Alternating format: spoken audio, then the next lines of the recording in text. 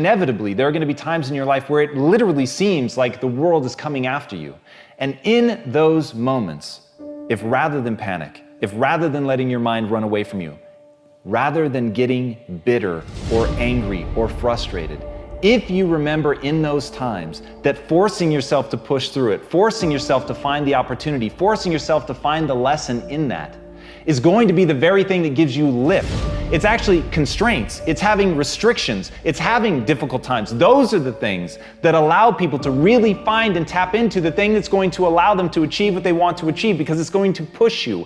And I know that's never fun. That's not what anybody wants to hear. But the reality is, if you want to achieve something great in your life, you've got to be going into the hard places. You've got to be facing down the difficult things. You've got to be going down that road that is intrinsically difficult. It's untamed, it's wild, and in that sense that it's coming after you, in that sense that you've entered truly hostile territory, in that is the very thing that's going to lift you up and allow you to do what other people haven't done. That's exactly why the terrain seems hostile. That's exactly why it seems like things are crashing down around you.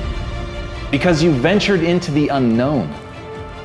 But it's only in the unknown that you're going to be able to find yourself. It's only in the unknown that you're going to be able to accomplish something that other people think is impossible. Because they only think it's impossible because no one's ever done it. And as Tullius Cicero said, whatever you do, do with all your might. So as you go into this wilderness of the untamed, as you venture into this dangerous territory, go like a bat out of hell.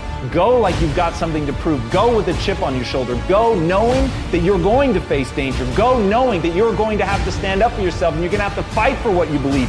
Go knowing that you've got to get stronger. Go knowing that right now, you're not the person you need to be in order to be successful. Go now knowing that failure is guaranteed. Go now knowing that in that failure you will learn what you need.